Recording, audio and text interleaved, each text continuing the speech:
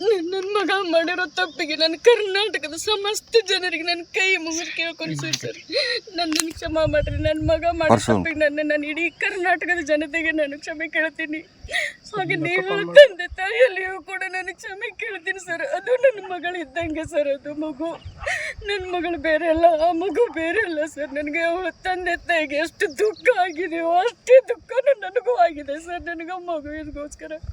But ನನ್ನ ಮಗ ಮಾಡಿರೋ ತಪ್ಪೇ ಸರ್. ಯಾವ ಮಕ್ಕಳಾದರೂ ತಪ್ಪು ಮಾಡಿದ್ರೆ ಅದು ತಪ್ಪೇ ಸರ್. ಈ ನೆಲದ ಕಾನೂನು ಏನು ಹೇಳುತ್ತೋ ಆ ಒಂದು ಕಾನೂನಿನ ಪ್ರಕಾರ ಅವನಿಗೆ, ನನ್ನ ಮಗನಿಗೆ ಮಾಡಿದ ತಪ್ಪಿಗೆ ಅವ್ನಿಗೆ ಏನು ಶಿಕ್ಷೆ ಆಗಬೇಕು ಶಿಕ್ಷೆ ಆಗಲಿ ಸರ್. ಅವನಿಗೆ ಅವರಿಬ್ಬರು ಮೊದಲು ಪ್ರೀತಿ ಮಾಡ್ತಿದ್ರ? ಹಂಗೆ ಅವರೊಬ್ಬರೊಬ್ಬರು ಬಹಳ ಪ್ರೀತಿಸ್ತಿದ್ರು ಸರ್. ಅವರು ನಿಮ್ಮ ಮನೆಯಲ್ಲಿ ವಿಷಯ ಗೊತ್ತಿತ್ತಾ?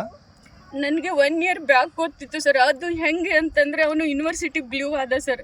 ಅಲ್ಲಿವರೆಗೂ ಅವನು ಕಾಲೇಜ್ನಲ್ಲಿ ಯಾವ ಹುಡುಗಿ ಸಹವಾಸದೊಂದಿಗೂ ಅವ್ನು ಇರಲಿಲ್ಲ ಸರ್.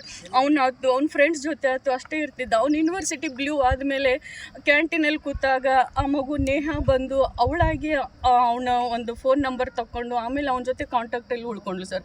ಆಮೇಲೆ ಅವನು ಅಲ್ಲಲ್ಲಿ ಎಲ್ಲ ಕಡೆ ಸನ್ಮಾನ ಆಯಿತು ಸರ್. ಅವನಿಗೆ ಜಿಮ್ ಬಾಡಿ ಬಿಲ್ಡ್ರಲ್ಲಿ ಅವನಿಗೆ ಇದು ಅದ ಸರ್. ಅವ್ನು ಯೂನಿವರ್ಸಿಟಿ ಬ್ಲೂ ಆದಮೇಲೆ ಅವ್ನಿಗೆಲ್ಲ ಕಡೆ ಸನ್ಮಾನ ಆದಮೇಲೆ ನನ್ನ ಮನೆಗೆ ಬಂದು, ಮಮ್ಮಿ ನನಗೆ ಎಲ್ಲ ಹುಡುಗಿಯರು ನನ್ನ ಫ್ಯಾನ್ಸ್ ಆಗಿಬಿಟ್ಟಿದ್ದಾರೆ. ನಾನು ಯಾರೊಬ್ಬರ ಜೊತೆನೂ ಮಾತಾಡ್ತಿರ್ಲಿಲ್ಲ.